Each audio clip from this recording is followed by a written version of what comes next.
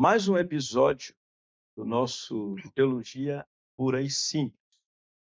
Lembrando que nós queremos fazer o máximo possível de informações do ponto de vista bíblico, teológico, para que vocês que nos veem, que nos ouvem, que nos assistem, possam verificar em que nós cremos, por que cremos, e possam, de fato, ser instruídos de acordo com o que a palavra do Senhor nos fala. Não cesse de falar deste livro da lei, antes, guarda e para que você seja bem sucedido, disse o Senhor, em outras palavras, a Josué. Nesta hora, nós vamos, com esse outro episódio do nosso podcast, falar dos desafios dos seminários de teologia. E para iniciar, nós temos conosco dois ilustres irmãos, preciosos irmãos, pastores, eles vão se apresentar, o pastor Paulo César Diniz e o pastor Bob Liviano. Ambos fazem parte do Seminário Presbiteriano da Amazônia. E vamos, então, às apresentações, cada um se apresenta, por gentileza. Eles têm endereço, eles têm CPF, etc, etc. Muito bem, eu me chamo Paulo César Diniz, sou casado com a Adriane, querida esposa, pai do Guilherme e da Giovana Thalita, dos Garotos Incríveis, e sou pastor auxiliar da Igreja Presbiteriana de Manaus, e hoje eu tenho o privilégio de estar servindo ao Senhor com alegria também, como diretor no Seminário Presbiteriano da Amazônia, junto com os meus colegas aqui, posso dizer, o capelão pastor Boblin e também o pastor Jaime Marcelino. Meu nome é Boblin Viana Pinheiro, eu sou casado com a Paula Regina, nós temos 2 filhos, o Paulo Alexander e o Samuel Felipe. E eu sou pastor auxiliar da Igreja Alvorada, atuando numa congregação aqui na área norte de Manaus, e também sou capelão do Seminário Presbiteriano da Amazônia, servindo o Senhor já há algum tempo. Então, nosso propósito com esse tema, desafios, melhor dizendo, do Seminário de Teologia, é dar a conhecer para vocês o que se passa por detrás, o que nós conhecemos por bastidores dos seminários. Evidentemente que nós não vamos poder falar de todos os seminários, mas há uma semelhança muito interessante entre todos os seminários, porque todos são compostos de professores, de alunos, a parte administrativa, e existem muitas coisas que são comuns a todos eles. Mas eu gostaria de começar, pastores, com a seguinte pergunta: quais privilégios existem para quem ensina e para quem está estudando, ou seja, para os seminaristas? Que privilégio vocês destacariam no que diz respeito a esse aspecto do ensino e do aprendizado, pastor Bob Lee?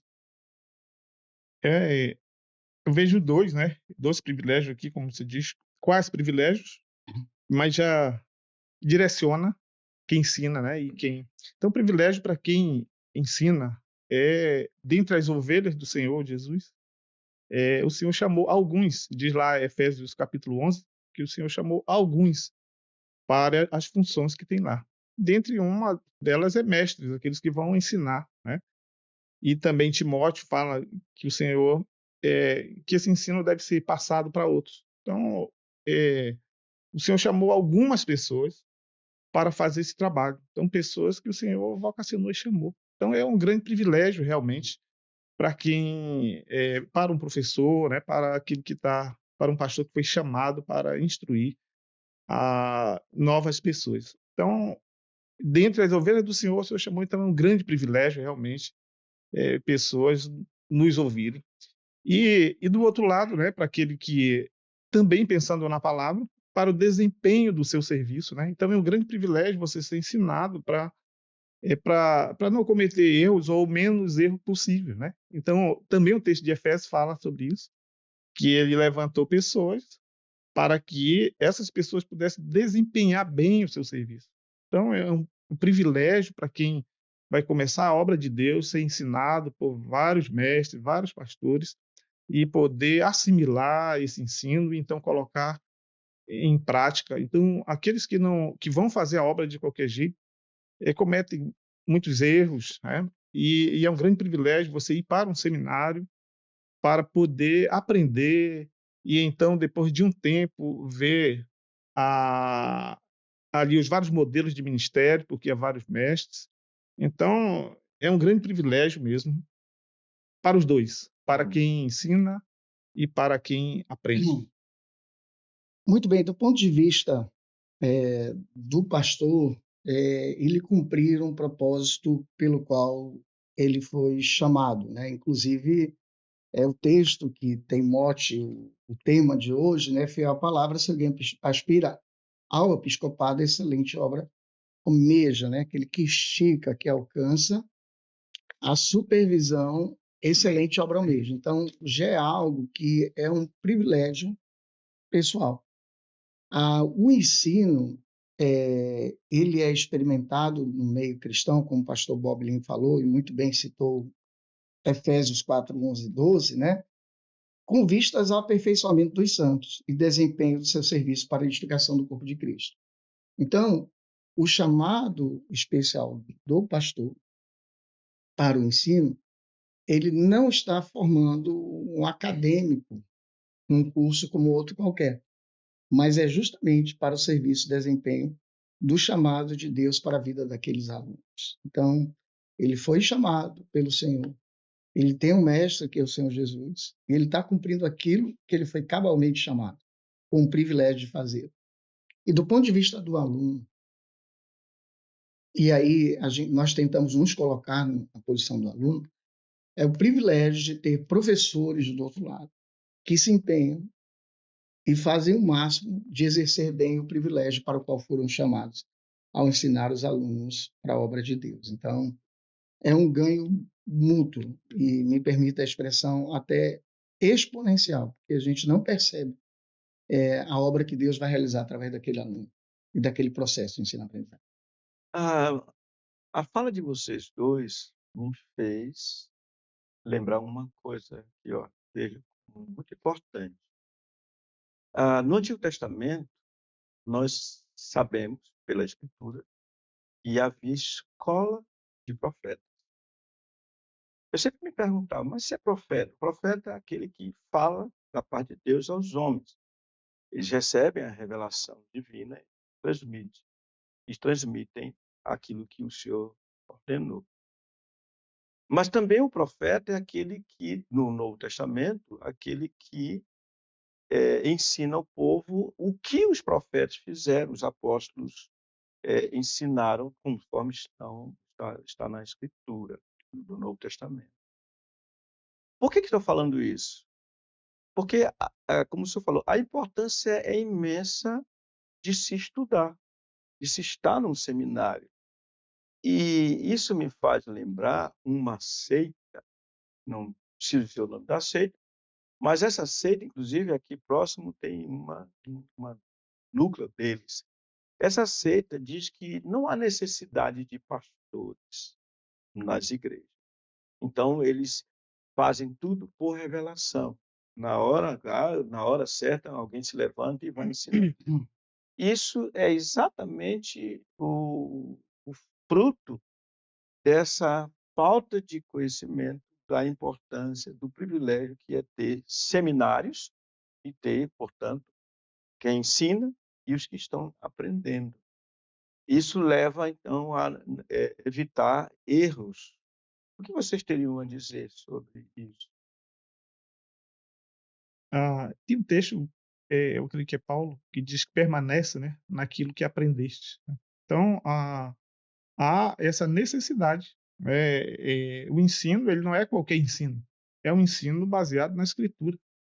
Aliás, interessante, né? A palavra, a teologia tem a ver com o estudo das coisas de Deus. E como você não tem como estudar o Senhor Deus direto, mas você vai estudar sobre ele na sua palavra. Então, a palavra é o instrumento mesmo para que possa ser estudado. Num outro local também, Paulo fala que aquele que se afadiga na palavra, no ensino, né? Então, mestre, o Senhor deixou mesmo para isso, para que observe a palavra de Deus. Então, as seitas, elas surgem daí, né? Ela usa uma pequena parte e distorce aqui, ou inventa um outro lá e sai, né? Então, os mestres eles vão ensinar a palavra de Deus para o povo de Deus, e para que se evitem as novidades, né, entre aspas, aí, que, aliás, a própria palavra também adverte isso, né, que nos últimos tempos haveriam falsos mestres e falsos ensinos. Como é que você vai saber quem é um falso mestre, a não ser sendo ensinado verdadeiramente, tendo a palavra como referencial? Então, é fundamental o ensino da sã doutrina, da teologia, é extremamente necessário para se evitar se desviar da verdade de Deus. Eu teria alguma coisa a dizer? Sim, isso envolve, inclusive, né, uma transição para o segundo ponto, que é justamente o que está envolvido nisso, né?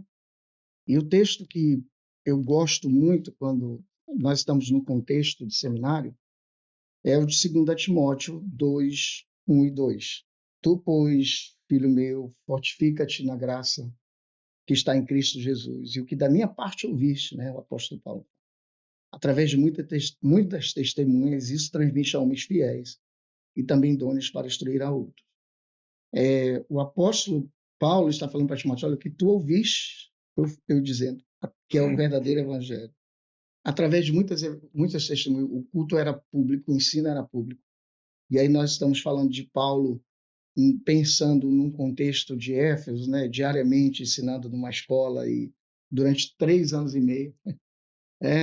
E ali a gente tem um currículo aí onde Timóteo e mais os líderes estavam sendo ensinados. Então, como o pastor Boblin falou, a palavra é a base, é um dos requisitos para que isso aconteça na tarefa do ensino dos futuros pastores. E aí, se você pega o exemplo do apóstolo, eu estou falando de Timóteo, 3 anos e meio ouvindo Paulo, e andando com ele, viajando com ele. E aí você tem o que Paulo aprendeu sobre a cultura judaica, que já era dele, e o aprendizado que ele teve para relacionar o Antigo Testamento com o Senhor Jesus como Messias, como Salvador, é toda uma preparação de uma vida, desde criança com sua mãe, depois com seu pai e depois, principalmente, com a escola formal como ele teve. Então, foi toda uma vida para que o apóstolo Paulo impactasse e chegasse a impactar isso. Ou seja, tempo é necessário, submissão à palavra e dedicação. Porque muitos querem ser apóstolo Paulo, não querem ser, né, pastor de segundo, não, mas muitos querem ser pastores aí para pregar para multidões, mas estão esquecendo do preparo. Então, na minha percepção, o tempo, a dedicação ao estudo da palavra é extremamente importante nesse aspecto, como aconteceu com o apóstolo Paulo, como aconteceu com Timóteo. Ainda falando desse ponto, qual o privilégio, que eu acho que são privilégios quem ensina e de quem aprende, o seminarista, no caso, que nós estamos falando. Veio-me em mente também o aspecto que é o treinamento, a capacitação das nossas faculdades intelectuais. O autor de Hebreus, capítulo 5, ele fala que, olha, decorrido o tempo, vocês já deviam saber certas coisas, mas vocês estão precisando de novo de voltar aos oráculos elementares. E chama atenção para o fato da necessidade do exercício dessas faculdades intelectuais. Está lá em Hebreus 5. E então me vem em mente uma coisa que eu vejo que é muito interessante. No primeiro ano, eu tenho o privilégio de lidar com o pessoal do primeiro ano. A gente vê que eles chegam como que enferrujados. E uma das coisas que eu falo para eles todas as vezes, olha, você precisa aprender a ouvir. E quando eu falo de ouvir, não é só ouvir o professor, mas é também ouvir os alunos, porque às vezes numa sala um aluno começa a fazer um questionamento, uma pergunta, os outros se desligam, perdem. E de vez em quando eu pergunto, o que ele disse? E isso é importante, aprender a ouvir. Isso faz parte desse treinamento. E esse ouvir tem a ver com a leitura. Quando a gente está lendo um livro, um texto, num sentido, nós estamos ouvindo, nós estamos também nos preparando para ouvir. E aqui, permito-me, eu lembro quando eu comecei a ler Martin Lloyd Jones, eu levava cerca de 1 hora para ler um capítulo do livro dele, a exposição do Sermão dos. E eu lia, relia. Depois, passado o tempo, eu vi que em 30 minutos eu lia o capítulo. O mesmo capítulo que levava 1 hora, eu já estava lendo. O que houve? O treinamento. O treinamento. Então, é um privilégio, de fato, estudar num seminário. E ainda tem mais, é que nem todos estão aptos, como o senhor falou, para ensinar. Assim também nem todos estão aptos para ir para um seminário. Por isso que tem o vestibular, no caso do Seminário Presbiteriano da Amazônia, um vestibular que faz aquela seleção para que a pessoa ingresse de fato no seminário. Ato contínuo, algo parecido com o que nós estamos falando, o que você diria? A pergunta é: o que está envolvido na tarefa de ensinar a futuros pastores? Eu vou pegar o gancho do que o senhor acabou de falar, pastor, até para introduzir essa parte. Na metodologia ensino-aprendizado, existem 3 pontos importantes: o aluno, o facilitador ou professor e o conteúdo. Nesse processo de maturidade, de retorno ou de aprendizado, esse relacionamento ele precisa acontecer em sala de aula, como você falou. Então, o facilitador, ele starta o conteúdo, que é a base, que é a palavra de Deus, e a interação do aluno, seja através de interrogações, seja através das suas histórias de vida, que vão sendo acrescentados ao conteúdo, isso possibilita que nós chamamos de ensino-aprendizado. É justamente o relacionamento do professor, conteúdo e aluno. Muitos estão ainda no paradigma antigo de que o professor ensina o conteúdo e o aluno está ali só uma esponja. Não vai acontecer o ensino-aprendizado. O aluno precisa se debruçar no conteúdo. Ele precisa ter a percepção de conhecimento. E aí, como o senhor falou aqui, o Lloyd Jones, no primeiro loop, o senhor fez ali 1 hora. No segundo, o senhor já fez em meia hora. Por quê? Porque no primeiro, o senhor não tinha ainda os significados e o idioma dominado que era necessário para ler uma obra do Lloyd Jones. Nem a cultura inglesa, muito menos. Então, hoje, entrar no seminário presbiteriano ou qualquer outro seminário, mas nomeadamente o seminário presbiteriano, como nós estamos falando, nós temos que entender que nós vamos aprender um novo idioma, uma nova cultura, porque nós vamos trabalhar uma cultura de 4.000 anos, 2.000 anos atrás e construir uma ponte, como falava John Stott, né? Construir essa ponte de 2.000 anos para hoje. O que isso tem a ver com a gente hoje, né? É o que ele chama de ouça espírito, ouça o mundo. E aí, para concluir o raciocínio, então, é necessário que o aluno se depare com o conteúdo com auxílio do professor, e aí vai requerer leitura, vai requerer escrever, vai requerer estudar. Porque, assim, aprender o que é exegese, o que é hermenêutica, o que é homilética, não se aprende da noite para o dia, porque por trás de cada palavra dessa existe todo um conteúdo a ser embarcado de ensino-aprendizado para o aluno, de diálogo.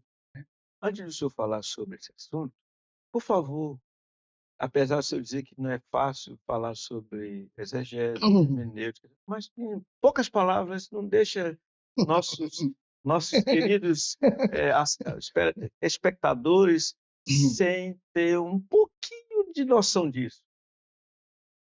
Irmãos, o nosso vestibular, as inscrições começam em agosto, por favor. Mas, pastor, a, a questão da hermenêutica propriamente dita, ela vai tratar da forma de como se interpreta a palavra de Deus. Então, como são os óculos da interpretação bíblica, e tem diversas formas, né?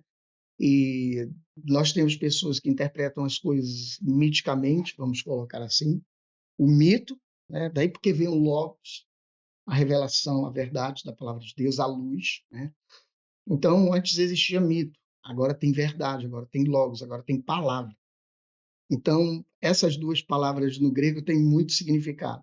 Então, a forma como você interpreta, seja o mito, seja logos, a forma como você interpreta alegoricamente ou histórico-gramaticalmente, daí porque estudar história e geografia, para poder ter uma boa interpretação, tem a ver com a hermenêutica. A exegese já é o debruçar na questão do contexto histórico, geográfico, o significado original do texto no Antigo e no Novo Testamento. E depois de ter uma visão de interpretação da palavra, de estudar o texto, você vai, que é o OIA, né, que o EBI, né, o Estudo Bíblico Indutivo, que é o OIA, Observação, Interpretação, Aplicação e Correlação, COICA, né, colocando. Você tem, por último, a entrega daquilo que você estudou. Gastou 10, 12, 15 horas, fora o que você viu no seminário, 4 anos, 5 anos, que você vai fazer uma entrega através de um sermão de 30 a 40 minutos. Aí já seria a parte da homilética. Quase eu me arrependi de perguntar. Espero que os irmãos. Bem, se você tem interesse em ver mais dessas coisas, ó, vamos lá. Vamos lá. Pastor Mobilinho, por favor. Que está envolvido, né? Está envolvido na tarefa de ensinar. A continuidade da obra do Senhor, né? O Senhor diz deu a ordem lá em Mateus 28, fazer discípulos. E está envolvido isso, fazer a obra do Senhor da forma correta e buscar em tudo isso a pureza da obra, a pureza da igreja de Deus, né? Então esse é o propósito do seminário, porque muita gente desvincula uma coisa da outra, né? Então como você vai fazer a obra do Senhor? Você vai fazer a obra do Senhor da forma que o Senhor estabeleceu na sua palavra, né? Então a obra precisa ser feita da forma correta. E como que você vai fazer essa obra? Você precisa se preparar, isso é que nem outros ramos do conhecimento, né, e da ciência.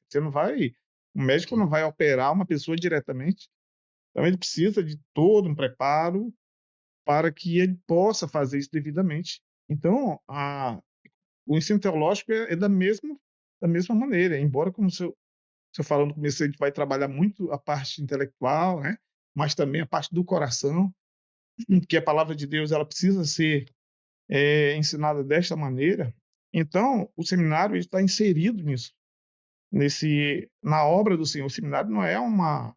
Inclusive, tem até a ver com o último aqui, eu estava pensando aqui, né? Que está muito ligado, que a gente vai ver. Mas o seminário não está fora da obra, pelo contrário.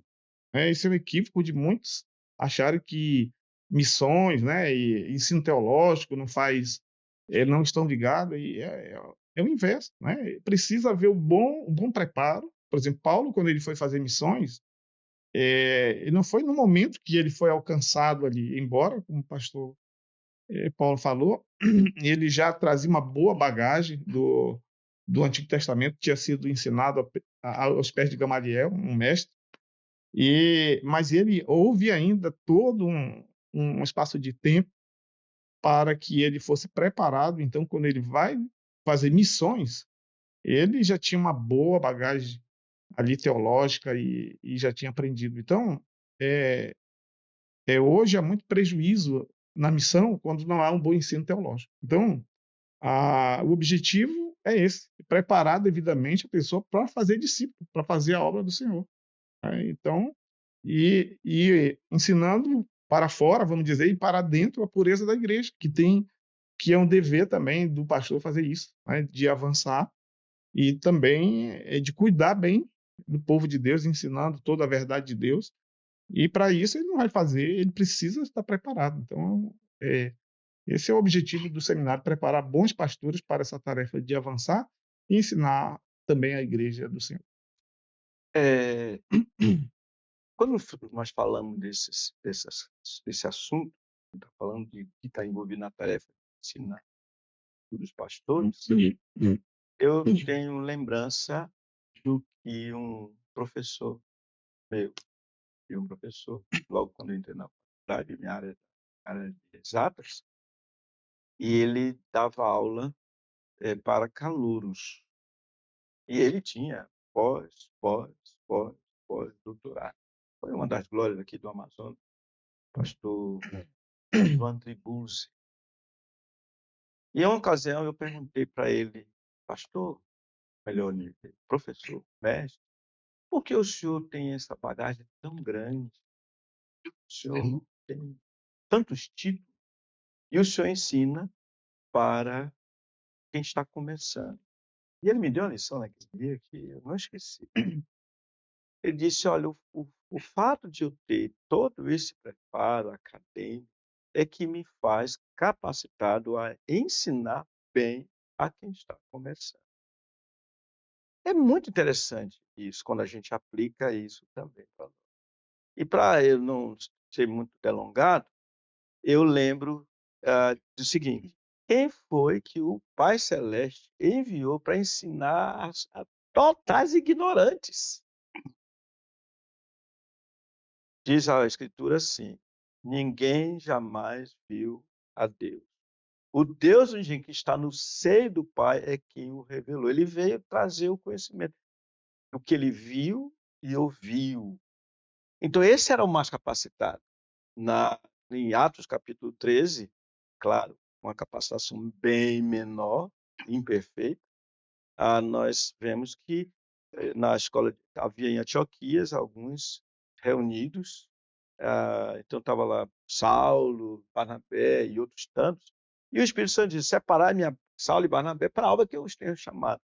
Tirou dali os bons para ir para missões. Então, nessa fala do senhor pastor Bobelin, me lembra o atrelamento que há entre ensino, boa teologia e prática, no caso, missões. Missões tem a ver com isso. Nesse ponto, eu lembro do apóstolo Paulo, lá em segunda carta aos Coríntios, falando a Timóteo, no versículo 10, olha, tu tens conhecido o meu ensino, fé, amor.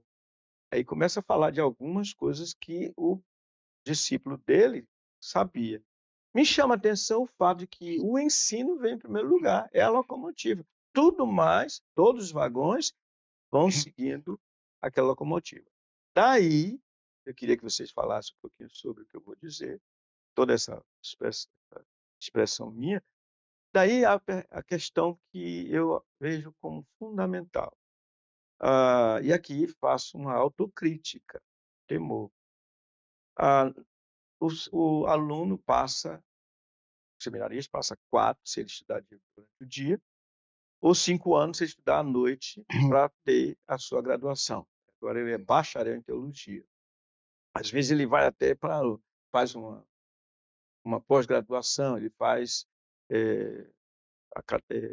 mestrado e até doutorado. Me chama a atenção, que eu já vi isso, e aqui autocrítica, é ver esses, agora não são mais alunos, são pastores, ele entregar ao povo uma revista que a nossa denominação prepara, e ele simplesmente ele vai dar aula com aquela revista. Espera aí, para que ele passou esse tempo todo estudando? Não é para explicar, para melhor explicar e aplicar aquele núcleo que está com ele? Isso é uma autocrítica. Então, o que vocês teriam a dizer dessa estar envolvido na tarefa de ensinar futuros pastores? Me permita aqui, pastor Bobinho, por favor. Eu costumo conversar com os alunos muito na questão, logo quando eu ministro a questão da hermenêutica, né, que é a questão básica, da questão da interpretação, eu costumo dizer que nós vamos aprender durante o seminário não somente a, a ser mais piedosos, a ter mais prática pastoral, mas também a ensinar a palavra de Deus. E nós vamos nos manusear, nos debruçar nos originais, no grego, no hebraico, no grego, e vamos ter a possibilidade de, através dos nossos sermões, de uma boa exegese, de construirmos os comentários. Os comentários são para aqueles que não tiveram a possibilidade de passar por um seminário. E eu penso que o aluno ele sai capaz de fazer uma boa exegese, fazer um bom sermão, sem necessitar dos comentários. Eu acho que os comentários são para ser um auxílio ali onde ele não conseguiu encontrar alguma questão, mas na questão do idioma, na questão da cultura geral, etc., ele sai preparado. Então, concordo plenamente com o senhor. Às vezes, didaticamente, a questão da preparação do material, da entrega do material, talvez didaticamente ele possa usar a revista como recurso. Mas, com certeza, o conteúdo da revista ele tem ali uns 50%, 60%, bem mais do que foi colocado na revista. Um outro aspecto importante, eu vou voltar depois nessa questão da prática, justamente ele vai sair preparado, principalmente na questão do ensino, para ter muito mais conteúdo do que é passado para uma revista. Isso aí eu não tenho nem sobra de dúvida. Aí, terminando aquilo que eu falo para meus alunos, vocês são preparados aqui para pregar, não antes, mas depois do pastor Jair Marcelino, do reverendo Augusto Nicodemos, do Hernandes Gerlach. Porque não antes. Antes o cara prega e sai correndo, né? Mas pregar depois deles é que é o desafio. Porque são paradigmas que nós temos, né? Referências, mas que os alunos devem estar preparados para fazer tão bom ou melhor esses irmãos que já estão aí. Aqui. A palavra do Senhor diz que o servo do Senhor ele tem que ser preparado e que maneja bem, né, a palavra da verdade. Então, uma revista ele pode servir, como o pastor disse, como um roteiro. Essa é a questão, né? Então, pode ser usado, é que nem um professor, né? Um professor ele recebe uma ementa, por exemplo, no nosso seminário, né? Ele recebe uma ementa que vai direcionar aquela disciplina toda e recebe as unidades, né? Que são as unidades que vão ser passadas. E é uma forma muito resumido isso, né? Ele recebe isso, então ele precisa cumprir aquele conteúdo que está ali. E aí, cada professor vai trabalhar a sua aula, né? Ali não estão os detalhes. Então, eu creio que se que depende de várias de igrejas, de conselhos, no nosso caso, né? Então, tem igreja que faz essa opção, e aí extrapola não só a questão do pastor, mas há aquele consenso de que vão usar um tema por um determinado tempo, né? Aquela revista deveria servir como um roteiro, como um professor que vai preparar uma aula de seminário. Não se deter ali, porque a igreja local ela tem uma necessidade. Até o tema que vai ser escolhido, ali o pastor está pensando em alcançar, ele tem um objetivo, né? Então, se ele acha que a igreja precisa evangelizar mais, um exemplo, ele vai trabalhar aquele tema, né? E ele vai desenvolver aquele tema, tem um material que ele vai utilizar como um roteiro ali, bem, isso aqui eu vou usar, isso aqui não dá para ser usado da minha... E vai desenvolver, ele precisa se aprofundar, ele foi treinado para isso, né? Então, é lamentável quando se detém, aliás, tem pessoas que vai ler a revista, né? Vai ler, pega aquela revista e vai ler, quer dizer, para ler qualquer um outro vai ler ali, né? Então, não faz sentido. Ela pode ser usada, a meu ver, como o pastor disse, nesse sentido, né? De servir como um roteiro e você vai desenvolver os pontos que você...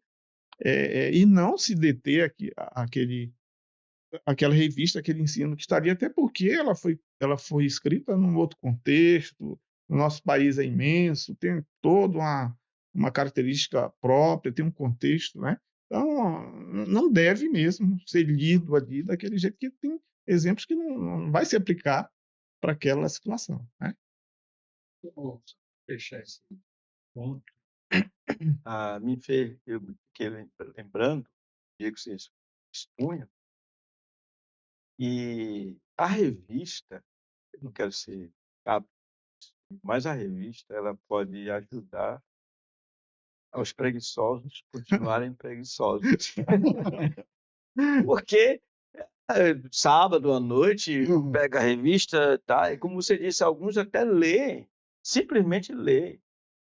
E é pena isso, porque ele passou 4 anos sem nada, estudou.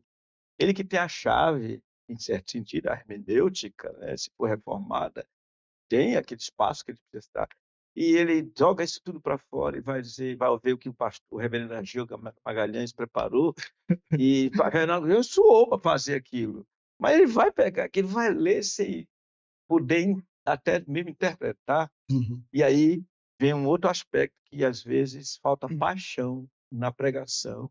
Não é o caso da revista, mas na escola dominical falta paixão porque não houve aquele envolvimento no que está fazendo. Então simplesmente lê e é uma pena. É uma pena.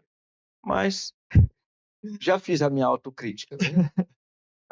Outro aspecto interessante que eu gostaria de ver com vocês é assim: quem ensina aprende. Se aprende, de que maneira? Para ficar mais ou menos a ideia aqui. Não, aliás, eu não vou dar. Espera aí, vocês são, vocês são os mestres. Simplesmente isso. Quem ensina, aprende. Por exemplo, o apóstolo Paulo ensinava. Olha, o que de minha parte ouviste, falando a Timóteo, eu lembro aqui, é, fala aos homens fiéis e também para que ensine a outros. Mas a pergunta é, nesse envolvimento, quem ensina também aprende? Pastor Jaime, me permita só um parêntese em relação à revista, e aí eu entro logo nesse assunto, até para fazer jus aos nossos colegas. A gente tem uma editora, um negócio que funciona muito bem. A revista ela cabe muito bem para os professores leigos, inclusive. Então, acho que é uma ferramenta boa para a igreja nesse sentido. É óbvio que todos os pastores e bacharéis em teologia eles são preparados para fazer a lição. Isso é inquestionável. Mas a questão do envolvimento do professor com o ensino-aprendizado, eu lembro muito a questão do conceito de competência. Conhecimento, atitude e habilidade, que é a prática. Conhecimento vai adquirir através dos livros e se colocando, às vezes, no lugar do autor. É um diálogo. Quando você estava lendo Lloyd Jones, você estava ouvindo dele. Né? Você lê o Hendrix, você está ouvindo dele. Você está ouvindo. Para mim, essa relação do conteúdo em relação aos livros, eu acho espetacular. Porque eu me coloco na posição de aluno. Então, você já está aprendendo, antes de você ensinar. Um outro aspecto que você aprende é que quando você, no contexto da palavra de Deus, ao ler um texto, ao se preparar, ao verificar um determinado assunto, você vai tomando atitudes que podem ser positivas ou negativas. Positivas se você reconhece como uma verdade. Existiam aqueles na época de Jesus que não acreditavam na ressurreição, os saduceus. Então, eles tinham o mesmo conhecimento, mas não encaravam como verdade. Então, na atitude em relação ao que você está lendo, se aquilo é verdade ou não, você vai levar aquilo para a prática. Aí é o terceiro ponto. Porque se eu considero que esse ensino, e aqueles que não acreditam, a gente tem que partir desse princípio também, se você parte do princípio que isso é real, você vai levar para a prática. Quanto ao amor ao próximo, à família, a base do que a palavra de Deus tem, você vai colocar aquilo como princípios, que é um termo que o senhor gosta muito, você vai levar para a prática. E ao levar para a prática, o professor ele passa a ser um paradigma, um exemplo daquilo que é vivido. E aí me permita, algo que é real. Eu louvo a Deus pelos professores do Seminário Presbiteriano da Amazônia, pela vida deles, pela piedade, pelo exemplo, pelo testemunho. E isso, pastor, na minha opinião, apesar de que a gente aperta quanto ao conteúdo, que tem que ser dado, como o pastor Boblin falou, mas o critério principal para ser um pastor em qualquer seminário presbiteriano, mas que é um zelo assim nosso, feito pela JET, Jurete, e é endossado totalmente por nós, é o testemunho de vida do professor. Então, antes mesmo de ele estar na sala de aula, ele tem uma vida de aprendizado. Na sua igreja, no seu relacionamento com Deus, que isso é passado na sala de aula. Eu encerro aqui a minha contribuição nesse ponto. Os nossos professores são exemplo de vida do conteúdo que ensinam. Ok. Só complementando antes de o pastor dizer, explica o que é JET e Jurete. Né? Olha, vá para o seminário que você vai aprender tudo isso. Desculpa. São órgãos internos, né, da nossa denominação, todos esses dois, né? Eles governam, vamos dizer assim, os seminários, né? A Jurete é responsável para avaliar professores e essa parte do governo do seminário, e a JET é no sentido do mais geral também de todos os seminários, a parte teológica, né? A Junta de Educação Teológica da nossa igreja. Então, a gente leva muito a sério o ensino teológico na nossa igreja. Então, tem esses órgãos que regulam, que controlam, para que haja um bom ensino. Né? Então, só complementando aqui. Quanto aqui a pergunta, né, quem ensina aprende, sim, né, aprende porque o professor, ele é, vamos dizer assim, entre aspas, obrigado a estudar, porque na sua formação tem uma gama muito grande que ele aprende num seminário, embora ele aprenda muito, mas tem questões específicas. E aí, quando ele vai ministrar uma aula, ele precisa se aprofundar, né? Ele vai precisar ler, ele vai precisar conhecer, ele vai estudar as variantes daquele assunto, né? Talvez nunca ele tenha pensado nisso, mas ele vai se aprofundar, ele vai organizar aquele assunto, que às vezes até sabe, mas você não trabalhou aquilo de uma forma organizada para facilitar para alguém aprender da maneira mais fácil. Então, ele é o primeiro beneficiado, sem contar que o tempo de preparo dele é muito maior. Né? A metodologia diz que pelo menos o dobro, pelo menos, né? Mas é muito mais. Ou seja, para cada hora você, no mínimo, vai trabalhar 2 horas, ou seja, mas é muito mais que isso. Então, você vai dar uma aula de 3 horas, né? Então, olha a quantidade, se você considerar de no mínimo o dobro, que é mais que isso. Então, dentre os privilégios, até lembrando da primeira pergunta, né? Então, a pessoa ele é muito privilegiado e ele aprende muito, estudando, se preparando, organizando aquele seu assunto, trabalhando até os pontos contrários, como ele vai abordar aquilo, para dar um enfoque, né? Então, de fato um grande privilégio para o professor, por mais que ele tenha tido uma boa formação, mas quando ele vai ler, ele vai se aprofundar, ele vai estudar os originais ou até outros mesmo, outras. Então, isso é uma grande bênção para o próprio professor, ajuda, ele cresce muito também junto com os seus alunos. Em síntese, parece que a gente podia dizer, pegando aqui uma palavra sua no início, que quem ensina está ensinando aquilo que o Senhor determinou na sua palavra, quando disse fazer discípulos sob a autoridade dele. E ao dizer fazer discípulo, ele disse ensinando-os a guardar todas as coisas que vos tenho ordenado. Então, pegando o que o apóstolo Paulo disse aos Filipenses, disse, irmãos, até importa que eu diga escreva a vocês as mesmas coisas, é segurança para vocês. Então, eu imagino que um professor com 5, 10 anos no seminário, ele vai repetir muito, vai repetir muito. E isso é também algo que pode ser visto como retroalimentador para ele mesmo, né? E tomando como o fundamento principal de tudo que a gente falou e todo o nosso ensino tem que ver com o que a Escritura diz para nós antes, crescer na graça e no conhecimento de nosso Senhor Jesus Cristo. Esse é o principal, né? Atual. Então, realmente, quem ensina, aprende, e se tiver no caminho, aprender mais do Senhor. Aprender mais do Senhor. Em síntese, seria isso. Veja que já abrimos caminho para a última questão. Quais reais desafios há entre alunos e professores na relação com o Senhor Jesus? De alguma forma, já temos falado sobre isso. Em outras palavras, professores e alunos, eles têm que estar relacionados com o Senhor. Mas quais são os desafios nesta relação das duas partes? Bem, então vou começar.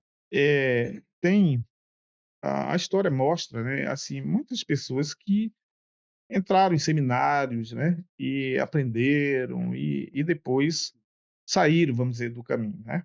Então vejo que um grande desafio é você manter o foco no Senhor Jesus. Eu achei muito interessante essa pergunta, porque ela qual é a ideia? Ninguém perdeu o foco. Nem o professor perdeu o foco, a quem ele está servindo, porque os dois devem estar relacionados, como você diz, né? Todos, nós estamos no mesmo barco, né? Então nós temos o mesmo Senhor. O professor, ele é discípulo do Senhor Jesus e ele está preparando um outro discípulo, né, que está começando. Então, o grande desafio é não perder o foco, isso é o meu ver, porque você pode, como já aconteceu, né, na história, de pessoas muito inteligentes, muito capazes, se perderem no meio da academia, né? Então, inclusive está cheio disso, né, aí fora. Então, o grande foco é você aprender a verdade de Deus, como nós falamos desde o começo, para fazer discípulo para o Senhor Jesus. Então, é um período da vida que está ali, que você tem que entender, você tem que focar naquele período, mas você tem uma missão maior que aquela, né, que é servir o seu Senhor. Então, e esse processo você continua servindo. Então, você tem que continuar sendo discípulo, se preparando para fazer discípulo. Então, um desafio grande. Esse é um aspecto. O outro desafio são as tarefas mesmo, tanto do professor quanto do aluno, né? Porque você precisa dar foco no estudo, mas você tem outras atividades, como você está falando aqui, no nosso assunto, que são os bastidores, né? Então, você tem uma família, você tem uma igreja, né? Você, às vezes, tem um outro trabalho. Então, você tem que, no seminário, você tem que lidar com tudo isso, sabendo que você tem um Senhor, que você continua servindo e se preparando para servir melhor esse Senhor. Então, o grande desafio é não se perder no meio disso, no meio de tudo isso, com a sua família, com a sua igreja e com a própria fé, né? E muita gente vai em vereda, acha um assunto interessante demais até, né? E acaba saindo do foco. Então, é um grande desafio mesmo que eu vejo é isso, crescer para esse serviço final, buscando a glória de Deus, que é o nosso propósito, né? Então, um seminário ele não é um fim em si mesmo, ele é uma parte da sua vida, né, que a gente está ali, seja professor, seja aluno, para um serviço de Deus, né, para a glória de Deus. Então, esse é o alvo, como diz lá Paulo em 1 Coríntios 10, né? Então, em tudo buscando a glória de Deus. E aí tem vários desdobramentos isso, a glória de Deus, fazer o melhor trabalho, né? Ter as melhores relações possíveis com todos, amar uns aos outros, enfim. Todo esse processo buscando a glória do Senhor, né? É um grande desafio, porque há muitas necessidades que a gente tem que suprir, né? Manter o foco no Senhor Jesus, como diz a palavra, olhando, né, firmemente o autor e consumador da fé. Não se perder no meio dos estudos, né, dessa parte da vida. Muito bem, eu gostaria de colocar em duas partes esse desafio. Primeiro é de nós oferecermos e termos uma academia de excelência, nos moldes, como é exigido hoje das grandes faculdades. Esse é um grande desafio, eminentemente técnico e necessário. O professor precisa ter ementa, que foi votada pela JET, no Supremo Conselho aprovado e tudo mais.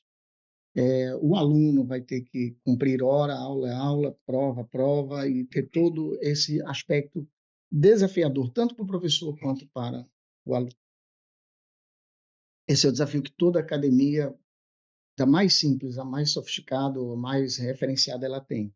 E nós vamos buscar e sempre buscar esse desafio de excelência do Seminário Presbiteriano do Amazonas, que é exigido no mínimo da nossa região. O segundo aspecto, ele é um aspecto do tipo de escola que nós temos, que o senhor falou de profeta.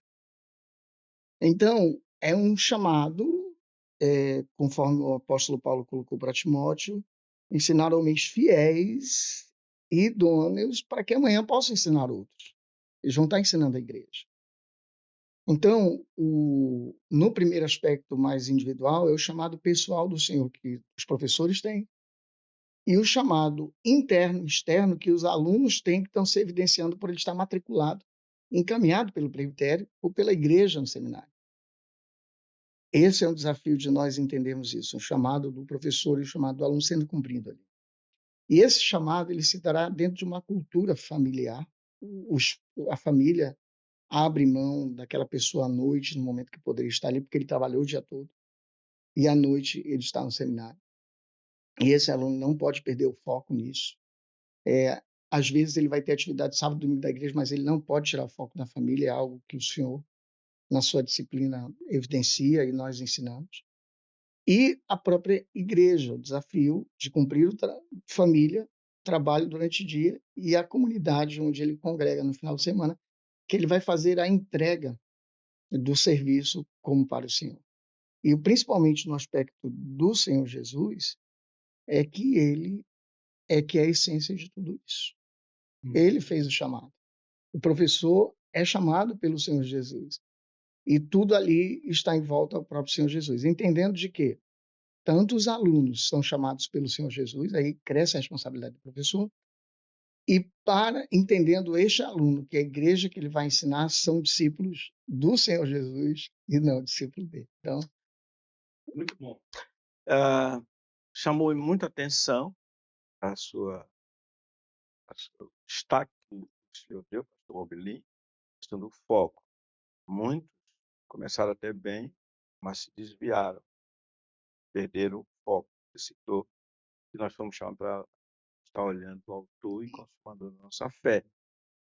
O senhor destacou, sem deixar de considerar o foco, o senhor destacou a excelência que deve se buscar também. Eu acho isso muito importante. O próprio Senhor Jesus disse ao discípulo dele o seguinte, e ele falou que os homens de fora, os ímpios, eles são hábeis na sua geração. Eles sabem onde quer chegar. Eles sabem onde querem chegar. E então disse, olha, eu vos recomendo das riquezas de origem Nico, fazer amigo, para que quando aquelas faltarem, este vos receba o tabernáculo eterno. Ou seja, chamando a atenção para faça o máximo possível, doem-se, para que vocês façam o melhor e tenham o melhor proveito. Aí vem a questão da excelência, é muito importante isso.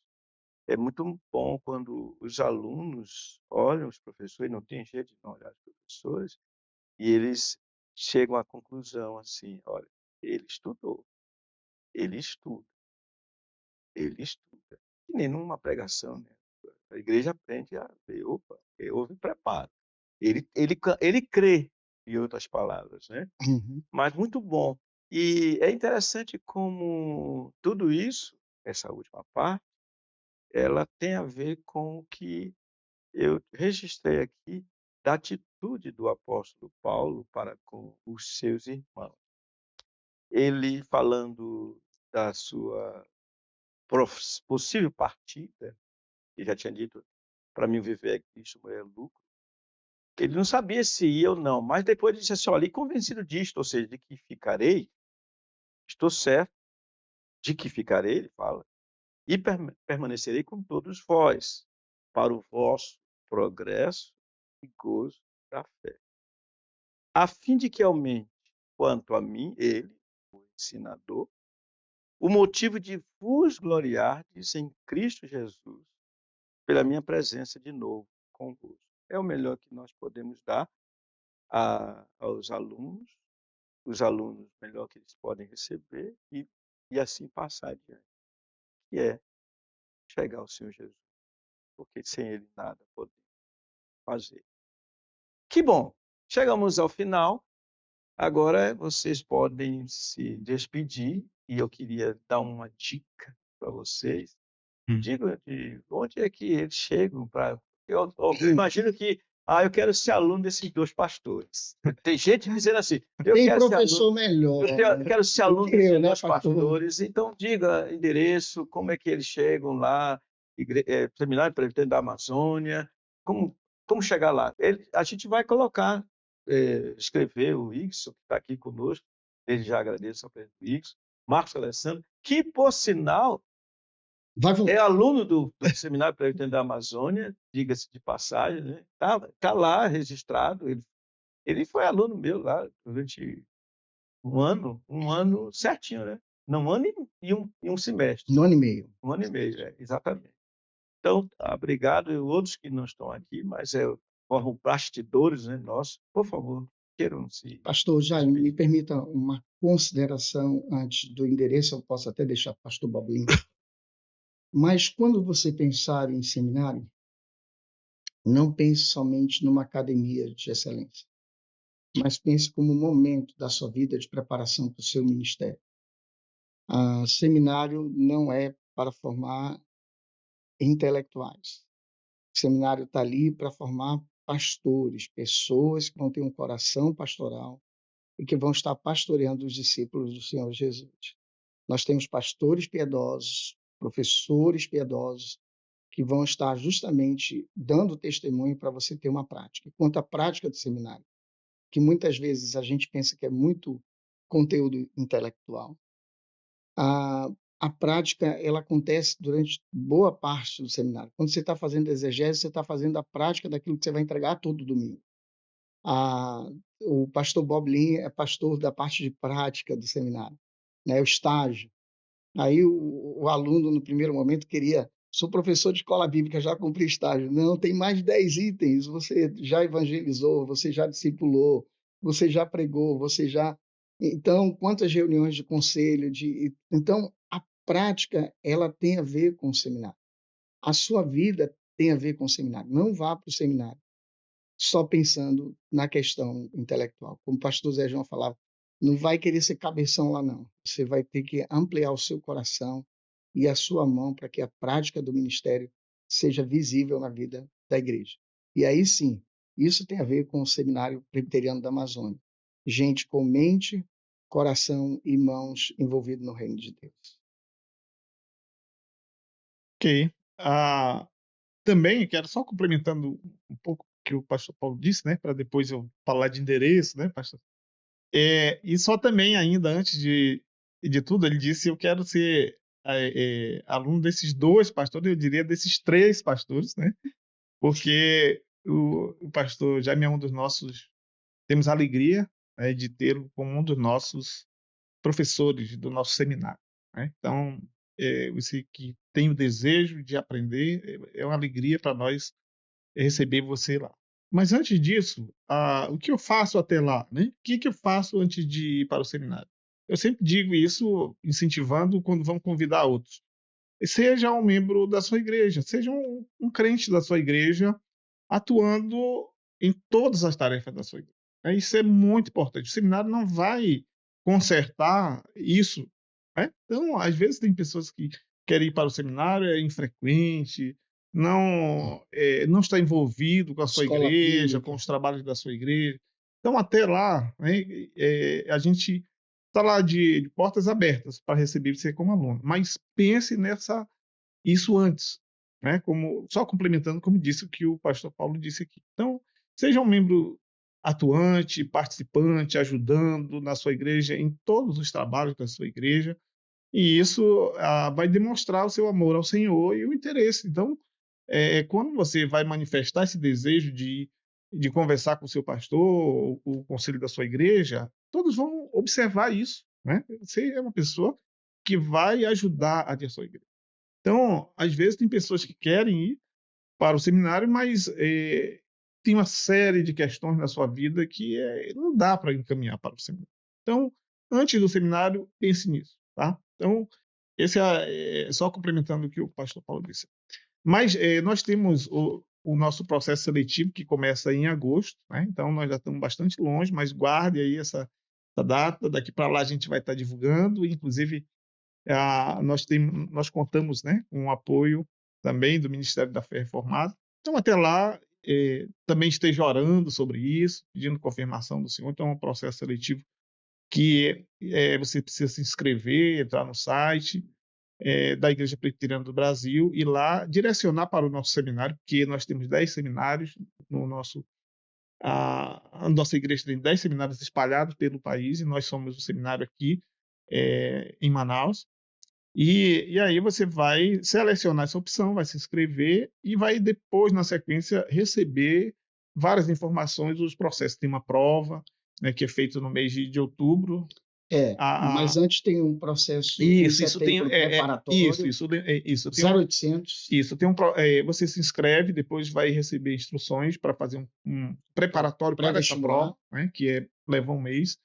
E aí, fazendo essa parte, você vai ser direcionado para fazer essa prova no mês de outubro. Então, vai ser uma alegria receber você lá como nosso aluno. Até lá esteja orando e procurando fazer a vontade do Senhor aí, onde você está, na sua igreja, servindo ao Senhor com alegria. Me permita ainda, pastor Boblin, pastor Jaime, o seminário funciona nas dependências da Igreja Presbiteriana de Manaus, a quem nós deixamos nossos agradecimentos sempre, na pessoa do presidente do seu conselho, pastor Francisco Chaves, né? E o presbítero Francis Neto, e também seu administrador, pastor Arilton, que deixa zelosamente o local preparado para que nós tenhamos essa linda infraestrutura que nós temos lá. Então, fica os nossos agradecimentos, não somente à Igreja Presbiteriana da Cidade Nova pelo convite, a oportunidade que deu, né? O Encontro da Fé Reformada, que nós temos o privilégio de apoiar sempre e estão nos apoiando também, e a Igreja Presbiteriana de Manaus, que sem ela, nesse momento, tanto da vinda do seminário como hoje, estaríamos numa situação muito difícil. Então, aqui nossos agradecimentos ao Conselho da Igreja Presbiteriana de Manaus. E uma questão ainda, pastor, que eu lembrei agora, existe também a possibilidade, caso você queira, de assistir uma aula, né? Então, existe essa possibilidade também, você querendo nos conhecer. Então, você não vai poder, claro, assistir toda uma matéria do pastor Jaime, ou que o ministro, que o pastor Paulo ministro, ou qualquer um outro professor, mas você pode assistir uma aula. Então, você pode agendar depois nos contatos aí com o telefone, entrando em contato com a direção do seminário. Então, você pode também, antes de tudo isso, ir nos conhecer, assistir uma aula. Ok. Obrigado, pastor. Então, complementando um pouquinho, o pastor Paulo César falou que o seminário, hoje, atualmente, ele está implantado na Rua Silva Ramos, 493, no centro, onde atua também, funciona a parte da Igreja Presbiteriana de Manaus. Porque a Igreja Presbiteriana de Manaus, ela tem uma sede na Silva Ramos e tem no espaço Pedras Vivas, que fica próximo Da Arena da Amazônia. Da Arena da Amazônia. Então, é fácil.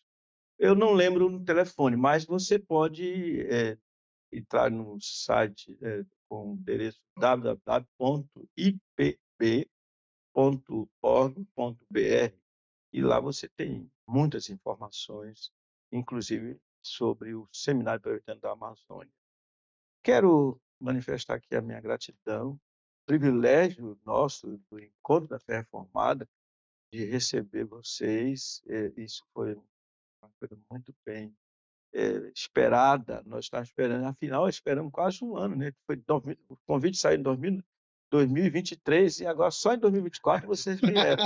Então, nossa gratidão, pastor Boblin, pastor o digníssimo, olha, eu vou dizer, ei, pastor Paulo Vinícius, você lembra o nome dela ainda? A Adriane. Adriane, um abraço para você. Paula, um abraço para você. Conheço elas duas há muito tempo, né? Muito tempo. Os filhos a gente deixa para eles falarem. E fiquem conosco. E tem uma coisa, coloque lá o seu like quando você assistir. E quem for pelo Instagram, jogue isso para frente, publique, para que outras pessoas também sejam abençoadas. E dá uma resposta para nós, diga o que vocês acharam desse nosso episódio que tratou dos desafios dos seminários de teologia. Que o Senhor Jesus lhes abençoe ricamente e até a próxima oportunidade. Amém.